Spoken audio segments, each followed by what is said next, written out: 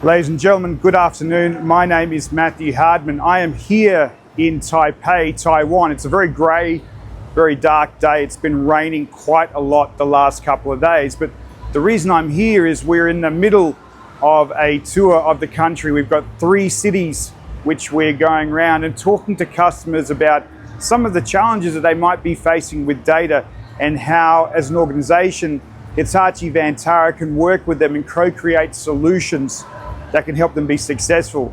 Now, of course, when you are in a foreign city for a weekend, it's great to explore, but as you can see with this weather, it's a little bit miserable. So I'm going to take the opportunity to take you through our platform story and how we're helping our customers. And to do that, I'm going to move back to my hotel room where it's probably a little more quieter, a little less wetter, and see if this works. All right, ladies and gentlemen, we are back here in my hotel room.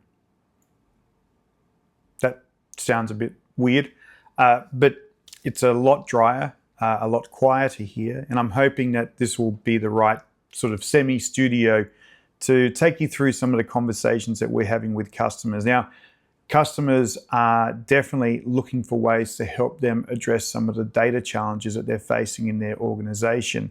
And I'll talk a little bit about data and what customers are seeing, but certainly they recognize the value of data and they recognize that they want to use data to provide better value to their customers or to create competitive advantage in the marketplace. So I wanted to take you through those conversations that we're having and showcase the solutions that we're working with customers to help build a platform that will let them embrace data, store and protect it, and utilize it as that power source that empowers their next generation of applications and helps them empower ways to create better service levels for their customers as well. So I hope you'll indulge me over the next couple of minutes and let me share with you the Hitachi Vantara story, particularly on VSP1. Okay, so let's just jump in. I find this is a really interesting positioning early on when we talk about data, and certainly there's many proof points, statistics that are utilized to talk about the growth of data. This one comes from Digital Reality Trust, and they're an organization who talks about a concept called data gravity, which I came across and I thought it was a really interesting concept, but essentially what they position is the fact that data itself has a sense of gravity.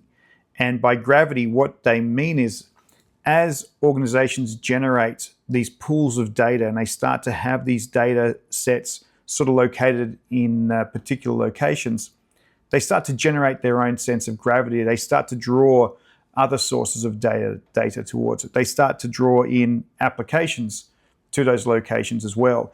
And by doing so, it starts to create these sorts of entities or these physical masses that start to drive what's going on inside the organization.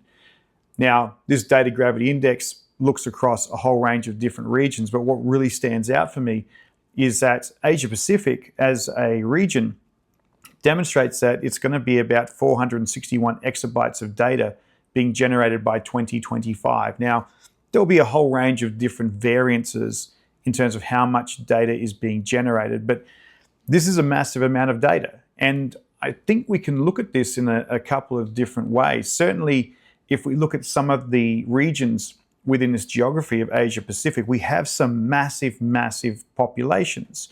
You take regions like India, regions like China, emerging markets like Indonesia.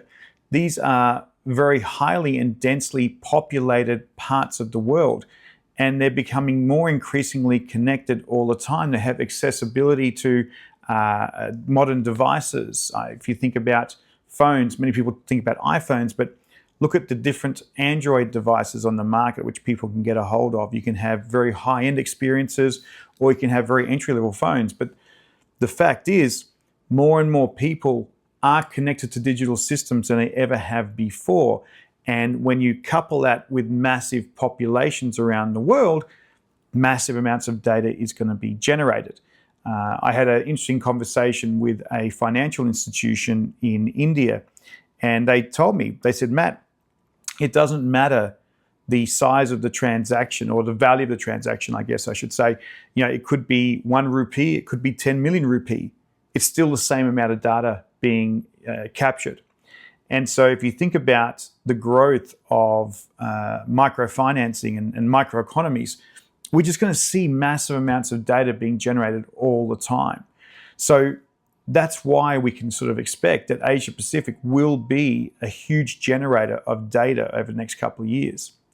The other thing which is interesting as well, when you look at the splits between data being generated in the cloud and at the edge or data centers, it's quite apparent that data is not being generated in public cloud services. It's being generated outside of those services. It's being generated at traffic lights, on phones, in offices, a whole range of different areas.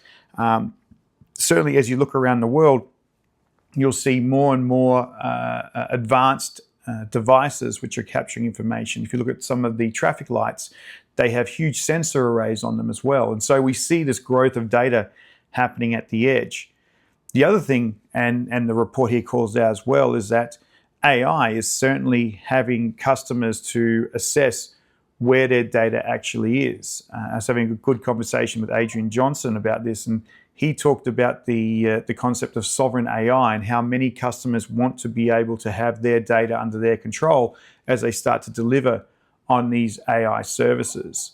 So it is interesting to see that much, much more of this data is being generated at the edge. But I will say, one other thing I noticed when talking about this is that it's not necessarily that public cloud isn't important. In fact, if you look at it as a percentage of all the other markets, Asia Pacific does have a lot of public cloud usage versus these other markets, right? And now this really captures the data, but there is more data being captured in the public cloud versus, say, EMEA, North America, and LATAM. So if you step back and think about this as an organization, as a region, Asia Pacific is just a massive force as it goes on to generate data. So we want to talk about what's happening with data, and let's talk about what customers are experiencing right now inside their environments. Many people you will hear will say, data is the new oil. Data is the gold that I'm operating with. It's really, really important to me, and I want to be able to utilize it as much as possible.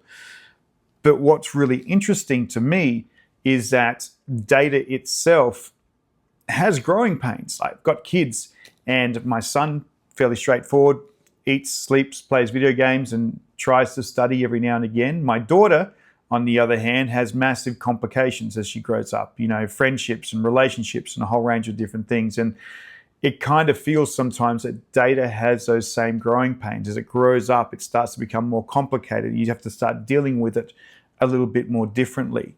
So when we start thinking about data, there's aspects of this which we need to recognize. Now, the first one is, and as we talked about previously, is exponential growth, right? It's just growing so quickly. It's always growing at rates which we can't get across. And it is challenging because there's a lot of data storage which is required. But what's interesting here is that exponential growth is not of one type of data. In fact, when we think about it, the data itself is being generated everywhere and of every particular type. We work with customers who operate gantries. And as cars travel across highways and they go through these gantries, they're not only capturing the license plate of the car, but they're capturing the images of those cars and the drivers, and they're capturing the high resolution information. They're capturing statistical information, a whole range of different things. We no longer capture one particular data point anymore. We capture multiple data points around one particular event. So what we're seeing here is that we've got this massive exponential of growth, but massive exponential growth of data at multiple locations, lots and lots of different places in multiple different types as well. So super challenging. And then we also have customers who have unrealized value in their data. Now, this one is particularly interesting, and I want to sort of spend some time to drill into this a little bit. sometimes people talk about data as all being valuable, right? All data is valuable. All data is gold. All data is oil, all those different things. But the reality is, over time, some data retains its value and some data doesn't. As an example, this presentation, in 10 years from now, this presentation may not be so valuable anymore. It'd be out of date. It doesn't really hold any sort of modern value. It might have historical significance, but the value of that data at that point in time in the future probably won't make much sense. However, if you have personal identifiable information about people, that data will certainly retain its value a lot longer than other types of data. So as organizations, we have to realize that different types of data will have different value over periods of time. And as such, you almost need to think about different strategies as to how you work with that data as it starts to change its value over time. So it's an interesting one. I think customers and partners and, well, everybody probably need to think about what does data look like over time, and do you start to strategize around how you think about placement and protection and storage and all those different things. So this is where we see this sort of growing pains of data over time, unrealized value, exponential growth, and data being generated everywhere and of every type. But as we talk about those aspects of growing pains growing out, we also have pressures on data as well. And again, kind of feels like it's my daughter. She got pressure from netball. She's got pressure from school. She's got pressure from her parents.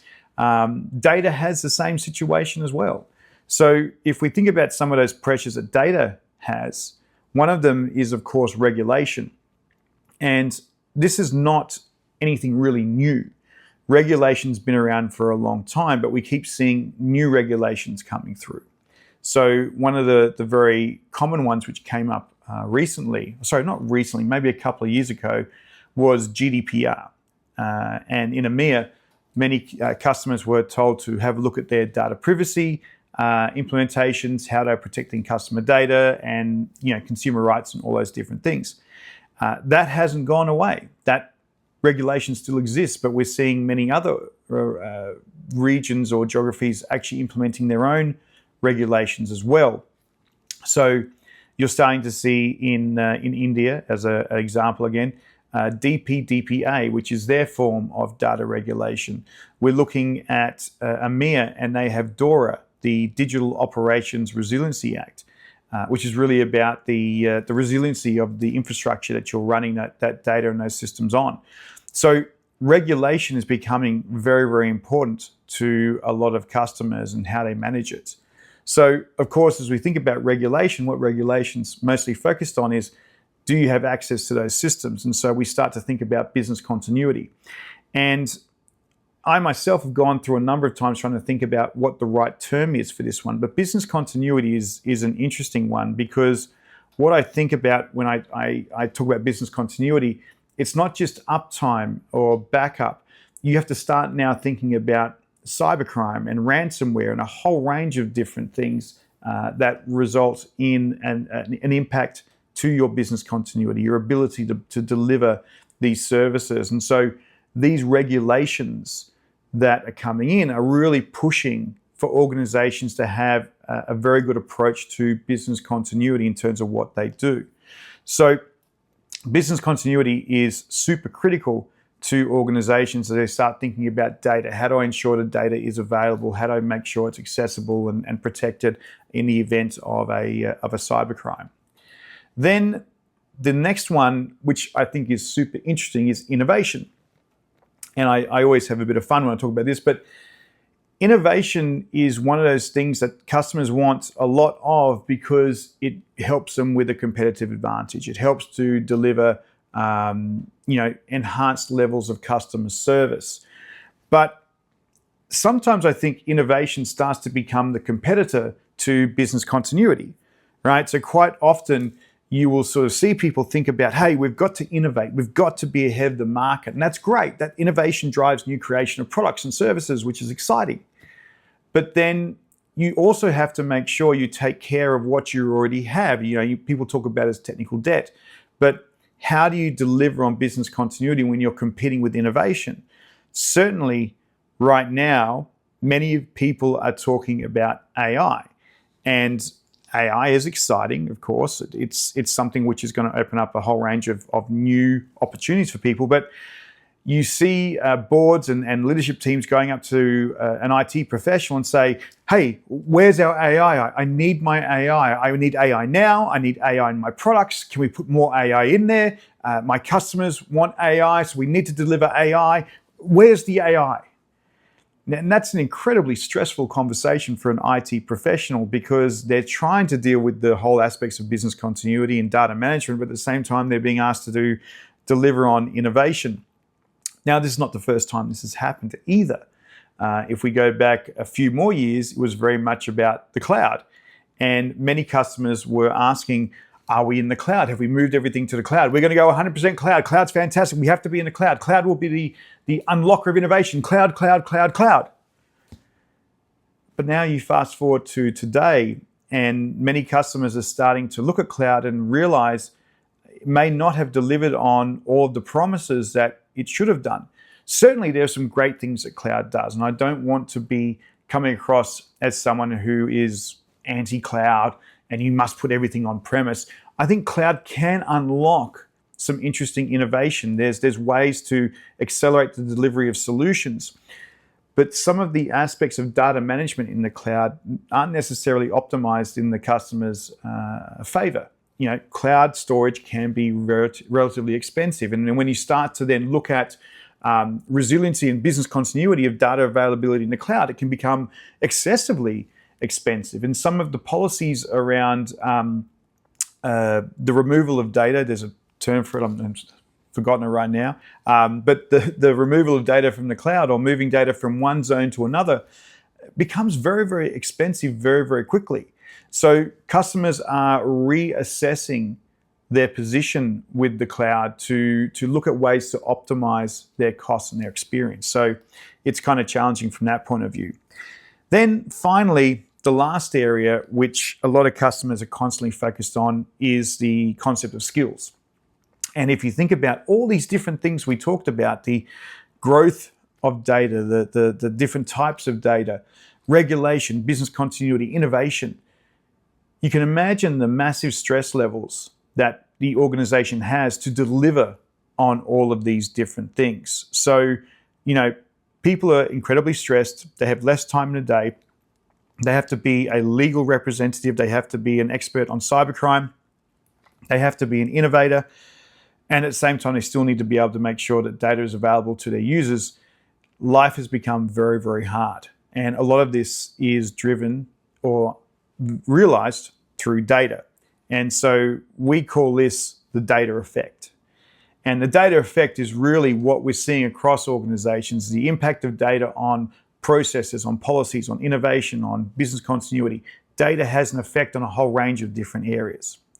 So I've spent some time talking about what is actually going on, what is happening in customer environments.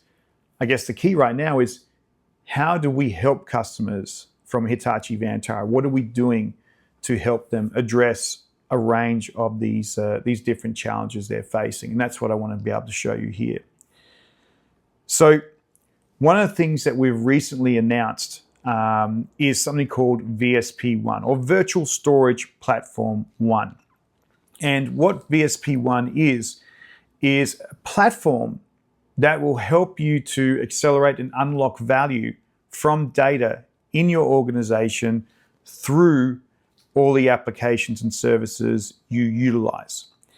Now, if I break it down fairly simply, there's three main areas that you want to be across when we talk about VSP1.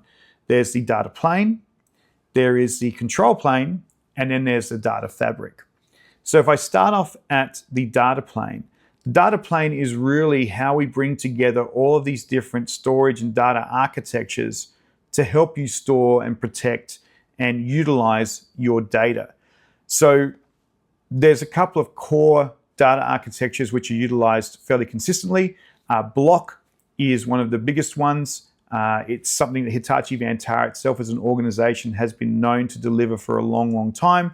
Highly reliable, I should sort of say, massive amounts of storage and very, very high performance. And this is the sort of storage that you would utilize for things like databases and high transactional systems. But we also see customers looking to utilize different data architectures for different types of applications. And so you start to see the utilization of file. And file's actually been around for quite some time. File architectures have helped organizations to address large amounts of machine data, user data, anything which sort of has semi-structure in a file that you could utilize. But then we also have object data. And object data is really built around highly unstructured data. And it starts to bring in the utilization of metadata to help you identify data. Object data is really interesting. If you take a photo, you can't necessarily have a system look at a photo and go, well, I know that that's Jeff and that's Bob. That might be information that you append to that data in the form of metadata. So it's data describing data.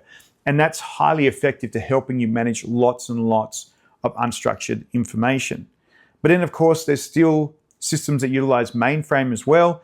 And there's also many organizations who are dealing with a lot of different types of systems. No one really has one type of vendor as it relates to different data architectures. So in a customer's environment, you typically see lots of different data architectures and different data technologies. And we talk about that as the data plane. So VSP1 is really looking to bring all of those data architectures together and to facilitate the ease of movement between those different types of data architectures. Because as we talked about, data over time may change its value. It might also change the architectures it utilizes for practical sense. If you think about AI systems, for example, they love to use file systems to ingest data very, very quickly. But over time, to make it more economical, you might move some of those files into an object storage because you can get massive amounts of scale in those systems at a much more economically reasonable price. You might have transactional information in a block storage system, and then you back that information up, and the backup might then go to another block storage system, or for long term, it might go to object as well. And so you start to see that data has value when you can start to move it between the different architectures that will help deliver on the capabilities or the applications that you want to utilize. So really at the data plane, we're ensuring that customers can go and move data between these different areas. Now, a lot of the technologies that we will release over time under the banner of VSP1 will actually address those data architectures. One specific one, which I'm very excited about, is in the block sense, VSP1 Block 20. And Block 20 is our mid-range storage. And it is amazing what we can go ahead and actually offer our customers. It comes in a 2U form factor, and I was never really a big person who's based their career off storage, but it's like 2 pizza boxes size, right? So it's a rack. You can go ahead. It's a size of 2 pizza boxes you put inside a rack. Really modular, but delivers really, really high performance, lots and lots of scale, all NVMe based. So high performance, very, very modern. Now, what we also do on these systems, which I'm proud of, is one, we deliver a 100% data availability guarantee. So if your data is not available, there are consequences for us as Hitachi Vantara, so you can rely on us to make sure that we back our storage. We also give our customers a 4-to-1 no questions asked guarantee on the VSP1 Block 26 and the VSP1 Block 28. And what that means is if you go and buy, say, 200 terabytes of storage, you will effectively get 800 terabytes of storage, 4-to-1. Now, many different vendors will talk about this and they will say, well, it's based on conditions of different types of data and how you're going and utilizing it. As I said, we have a 4-to-1 no questions asked guarantee. So it doesn't matter what data you put into that system. If you're not getting the realization of 4-to-1 in your data, you come back to Hitachi and we will remediate that and make sure you're topped up with the equivalent storage to ensure that you're getting what you need from that point of view.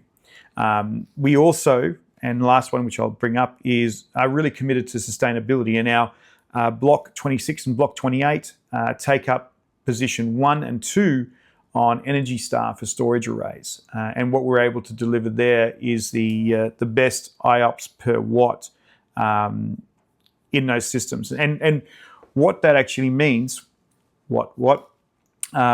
it's like thinking about a car, right? You would think about a car and say, how many kilometers do I get per litre? Well, with Energy Star, there is something called the Trans-Optimal Hot Band Workload Test or something like that. It's a big mouthful. Basically, it's IOPS per watt. And you can think of it like fuel efficiency. It's how much energy is consumed to be able to do transactions.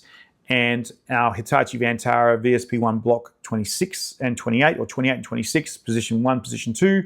Our Hitachi Vantara E1090 is position 3. And then position 5 is our E790. So we actually hold 4 of the 5 top positions in Energy Star, which is great. So these technologies that we actually have here in this space with VSP1 is really ensuring we deliver on sustainable. So, great technologies around storage to maximize your value, sustainability, and aspects of data reliability and security as well. So that's the data plane. Moving up in the stack there is what we're doing around the control plane. And we certainly recognize, and it was something we talked about previously, that a lot of the complications of what people are doing is just increasing over time, right? It's complicated to work within this big data environment. So rather than have each different data architecture with each of its different technologies and different management tools, we're unifying those management tools together. So you have one data plane to look across your entire data estate, to be able to see block, file, and object all at once in one particular system, to make your life a little bit simpler. So it enables you to manage it, look at the performance, make sure you're addressing any potential performance issues that you might be having in terms of your data. So we're simplifying that experience, and you'll be able to actually have a good view of what's going on in terms of your data estate. Then the last area at the top, which really is that data fabric. And the data fabric ensures that you're able to deliver data services to applications and audiences of all types, right? So it could be enterprise applications and databases, those transactional systems. It could be web apps. It could be next generational applications like AI as well. And you might want to deliver storage services through a command line interface, through a graphical user interface, or it could be through code. So using Ansible scripts and things like that. It really is about making sure you can consume the data services in the way you want. So that's really what we're sort of seeing is a data plane, the control plane, and the data fabric. Now, the other thing I would sort of say as well, we're making sure that the delivery of these data services is also done in a way which has choice for you. So we've been known for a long time to architect some fairly significant systems built around heavy metal. Not the music, but big systems. But you can also go and deploy these services as software-defined as well. So software-defined block, software-defined file, and software-defined object. So you might decide that I want to utilize those data services, which Hitachi is well known for, but I want to do it on commodity service. And so you can do that very, very simply. You can deploy block storage onto servers and actually run up a software-defined instance. You can do the same thing with object storage as well.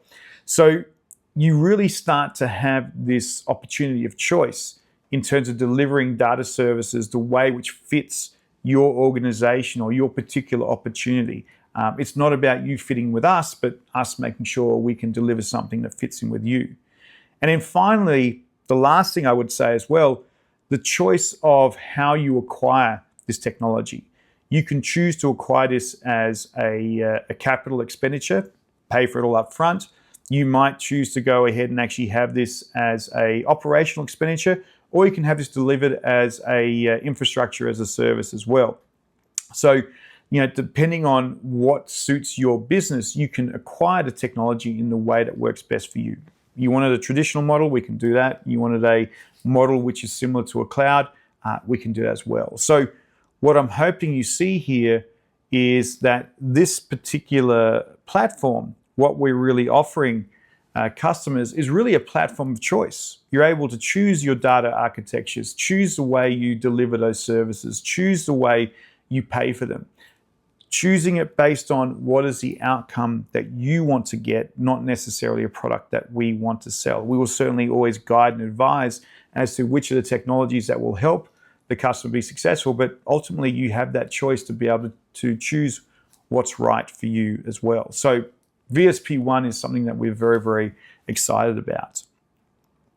Now, VSP1 itself is not just something that we're doing, but of course, we partner with a lot of the other organizations that you also work with in your environments. And they're also working with us on VSP1 and ensuring that we can bring these technologies across multiple areas. So, certainly some of the traditional areas, the traditional alliances, so Intel, Commvault, Veritas, VMware, many, many different organizations who have done a lot of work with enterprise infrastructure.